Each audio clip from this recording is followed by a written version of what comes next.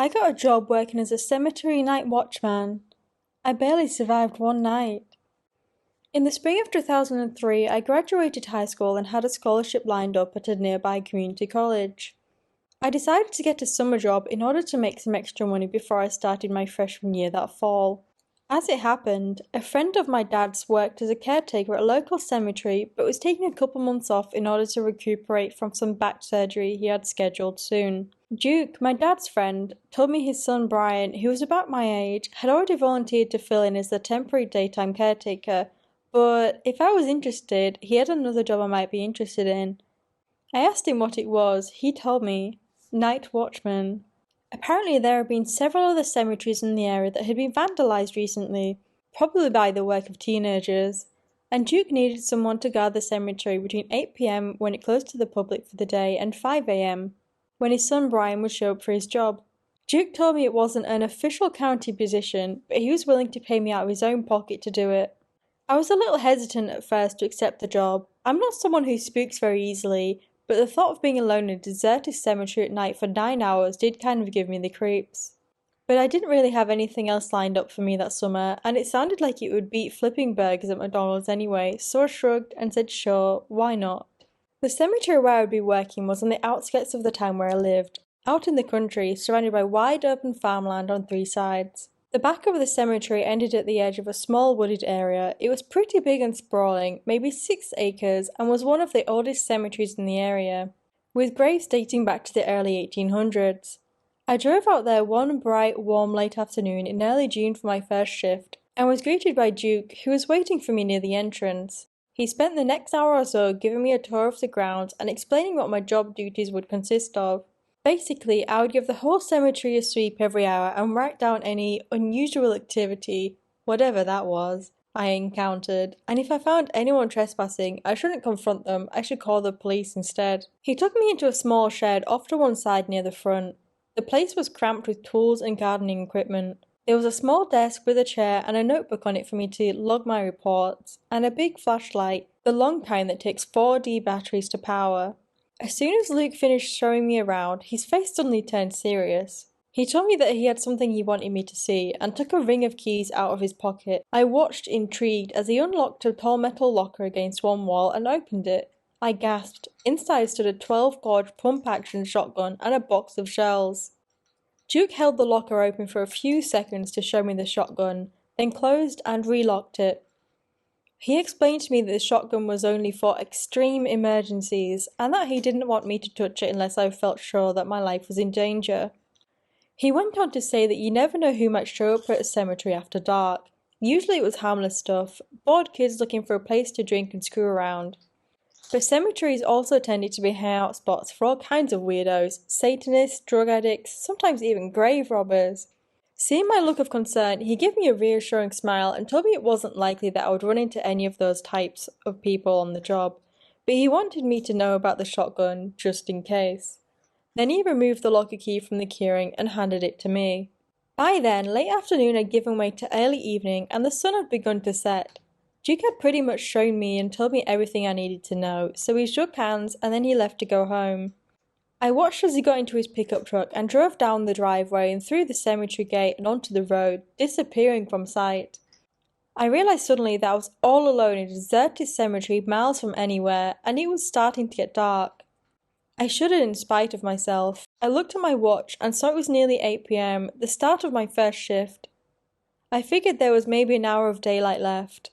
I did my first check of the cemetery grounds, beginning at the front, the newer section, and finishing at the rear, the old section. This part of the cemetery was especially creepy. Many of the gravestones were cracked and leaning and eroded by the elements. Several of the plots had a sunken look. Duke had explained to me earlier when giving me the tour that this was caused by the soil settling on top of the old caskets as they deteriorated and collapsed underground. Again, I shuddered at the thought. The back of the cemetery ended at an embankment that sloped down to a shallow creek with the woods beginning on the other side. At the bottom of the embankment was a heap of old, rotting flower bouquets and wreaths from the graves. I figured Duke must dump them there after they began to dry out and fall apart. My whole inspection only took about 15 minutes, so I headed back to the maintenance shed to kill some time before the next one. I propped my feet up on the desk and pulled out a paperback Stephen King book I had brought along to help pass the time. This was 2003, remember, long before smartphones came along. I read, absorbed, in the harrowing ordeal of the Torrance family in the creepy Overlook Hotel, and before I knew it, 9 o'clock had rolled around. I put my book down, picked up my flashlight, and headed outside to patrol the grounds. It was almost fully dark now, and I could hear crickets. I strolled through the cemetery, starting again at the front and working my way to the back, casually aiming my flashlight around. I had just reached the rear of the cemetery when something happened. I stopped, listening, suddenly alert. I had heard something. I cocked my head, listening. I could hear a very faint scraping sound, soft and slow and steady.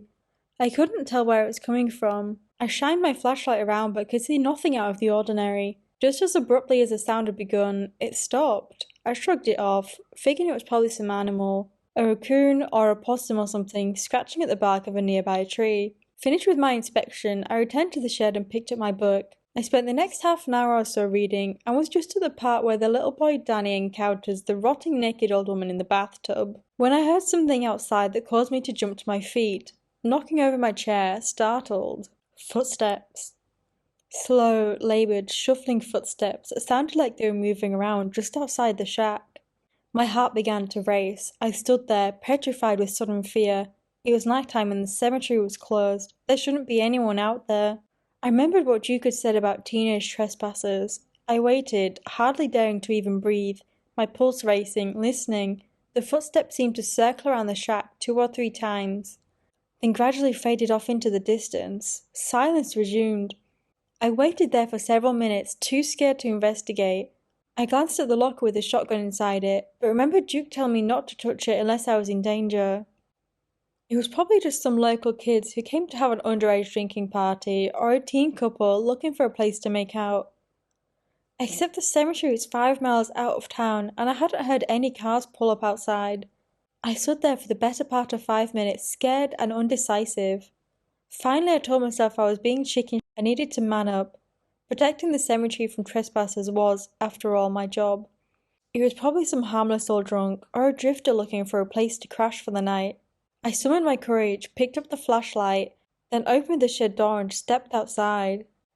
It was fully dark now and totally pitch black.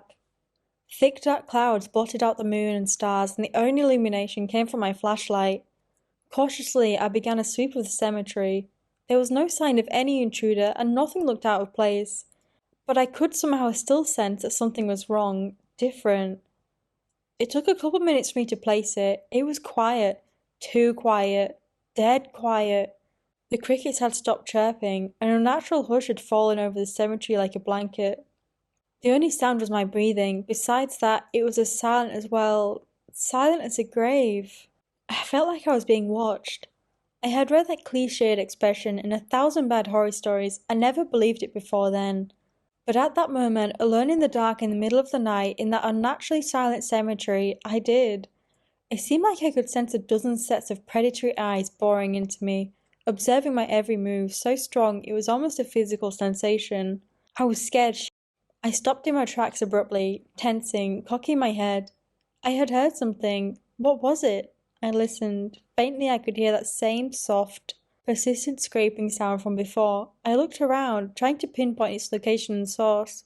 It seemed to be coming from directly ahead of me, and to my right. I cautiously moved on, tracking the sound, which seemed to get slightly louder the closer I got. I was in the newest section of the cemetery, the part still in use. I stopped in front of a new grave where the sound seemed to be its loudest. I trained my flashlight upon the marble headstone. It belonged to an elderly woman who had died only a couple of weeks before.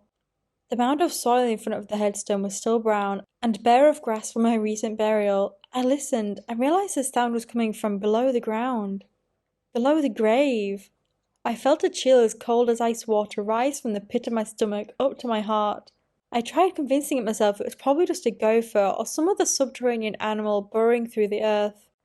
Then something happened. I felt a tremor and heard the rumbling of falling soil.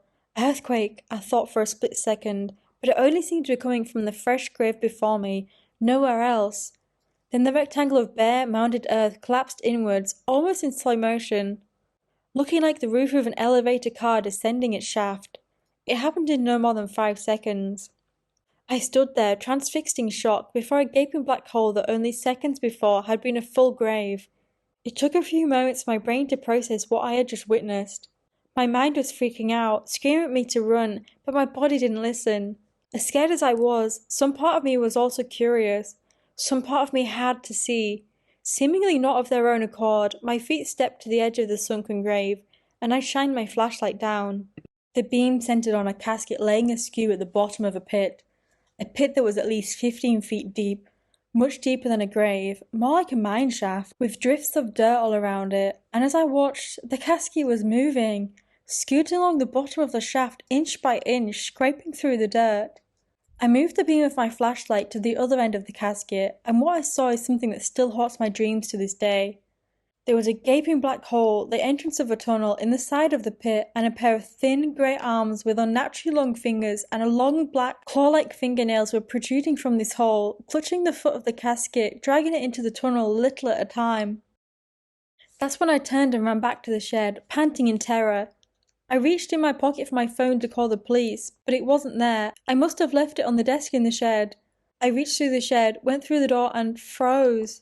The inside of the shed was in shambles. Everything had been trashed. Tools were scattered across the floor, the desk and chair had been turned over. My paperback had been torn to shreds, and my cell phone had been smashed to pieces. Someone had been in the shed while I'd been outside, or something. I stood there, taking in the destruction, then I heard a sound coming from behind me, the same shuffling footsteps I had heard before. I spun around. I seemed to regress in an age in a matter of a few seconds, reduced to the surreal, almost wondrous state of terror of a child in the grip of a nightmare. A figure stood in front of the doorway, only a few feet outside the shed. It was cast in shadow, only a silhouette, but I could see it was tall and thin, with unnaturally long, skinny arms that hung down nearly to its feet. Its eyes were red. I could see them glinting in the dark like embers. They were staring right at me. We stood there for what felt like an eternity regarding each other. Then the shadowy figure took a step towards the door. I darted forward, slammed the door and turned the lock. There was an unnaturally high-pitched chittering screech from outside, a sound more animal-like than human. The creature began to pound wildly against the shed door. I jumped as something else slammed against the rear wall of the shed. I could hear claws scratching against the wood as if something was trying to burrow through the wall. Something else slammed into the side of the shed. There were more than one of them, and they were all trying to break into the shed at the same time, trying to break in and get me. That was when I remembered the shotgun. I looked at the metal locker, still upright but now leaning askew against one corner. I frantically searched the pockets of my jeans until I found the key Duke had given me. With shaking hands, I unlocked the locker and grabbed the shotgun, hoping it was loaded. I had never touched a gun in my life and had no idea how to load one, and there wasn't enough time anyway. I fumbled with it inexpertly for a few seconds until I figured out how to get the safety off. The banging and screeching was coming from all around me. It sounded like the shed was surrounded on all four sides. I pumped the shotgun like I'd seen done in the movies, then aimed it in my shaking hands at the door, clenched my teeth, and pulled the trigger. The explosion was louder than I ever would have imagined, and the kickback was so powerful it almost knocked me backwards. The next morning, I would find an ugly bruise on my right shoulder where the stock of the shotgun had struck me. A ragged hole the size of a fist materialized in the door. For a split second after I fired the shotgun, I thought I detected a high-pitched shriek of pain outside the shed door. Then I couldn't hear anything but a ringing in my ears. For a few seconds I feared I'd gone deaf from the blast. Then slowly my hearing returned. I knew because I could hear my own ragged breathing. Otherwise, there was silence. The screeching and the banging had ceased. I listened intently, my heart pounding, but heard nothing. Then cautiously, still clutching the shotgun, I crept towards the battered shed door, unlocked it, and threw it open, leveling the shotgun. There was nothing there but blackness. I fled the shed, running in an all-out sprint to my car, leaped in, locked the doors, started the engine and took off, slamming down the gas pedal. I sped down the driveway, my tires shrieking and sending gravel flying. I shot through the gate, then turned onto the highway back to town. But just before I drove through the gate, I saw, or thought I saw, one last thing in my rearview mirror. Several pairs of glowing red eyes in the darkness behind my car. My phone had been destroyed, so I drove to the sheriff's office when I reached town and told them that I'd been attacked by grave robbers. I was scared and badly shaken, but still possessed enough sense to know they wouldn't have believed me if I'd told them what I had really encountered in the cemetery. After I gave my statement, they called my parents who came and picked me up since I was still pretty rattled. My mum drove me home in their car while my dad followed behind us in mine. I went straight up to my room after we got back and fell into bed, but it was several hours before I managed to fall asleep.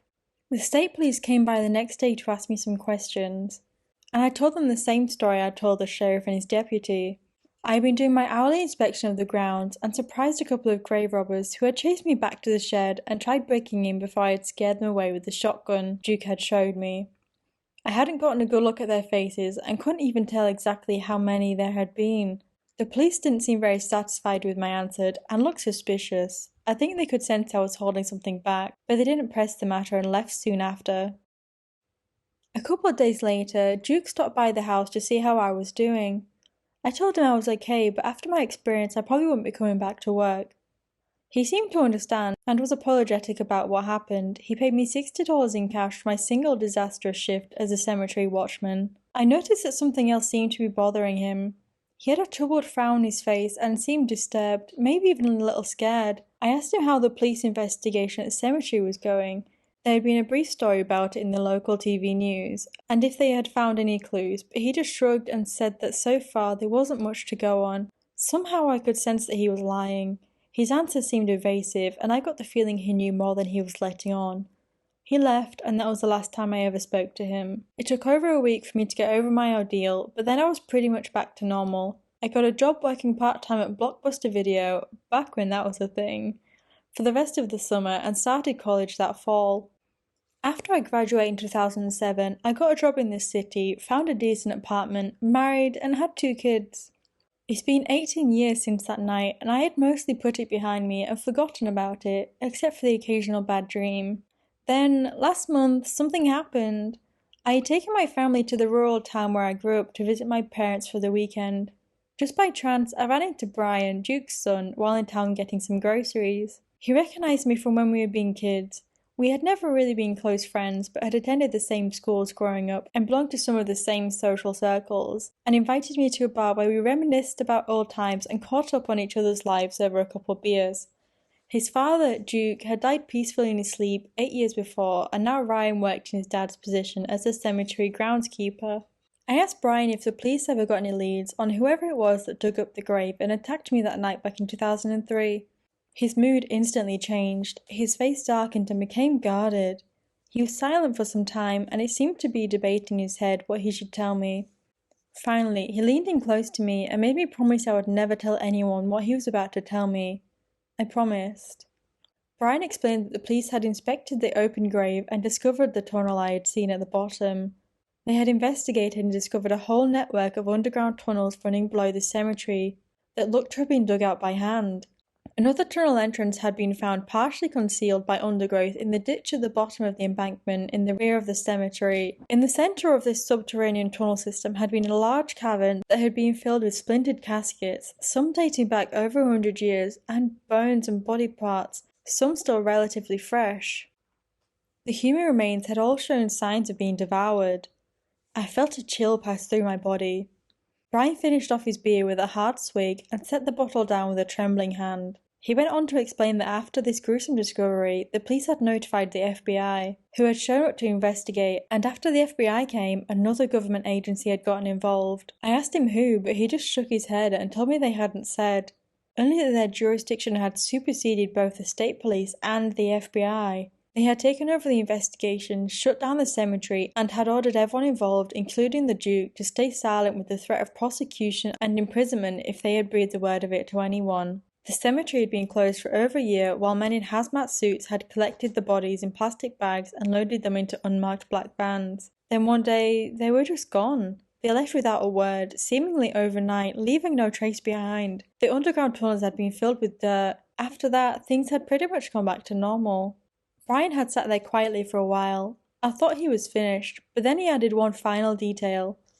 The morning after my night in the cemetery, after the sheriff had looked around, but before the state police had arrived to do one more thorough investigation, Brian and his dad had found something outside the shed the sheriff had overlooked, a small puddle of black liquid on the ground outside the door I had fired the shotgun through. Duke had figured it was probably just spilt motor oil from a bottle in the shed and told Brian to clean it up. But Brian had noticed something his dad hadn't, a thin trail of the same black substance into the grass leading away from the shed, toward the embankment in the back of the cemetery. He had been curious and collected a small sample in a jar when his father wasn't looking and mailed it to an older cousin of his who worked as a technician in the anthropology department of a university across the state. A couple of weeks later, Brian's cousin called him. They had analysed the sample. They were able to determine it was blood, but the DNA sequence wasn't like anything they had ever seen before. They couldn't identify what the blood sample had come from, but whatever it wasn't human.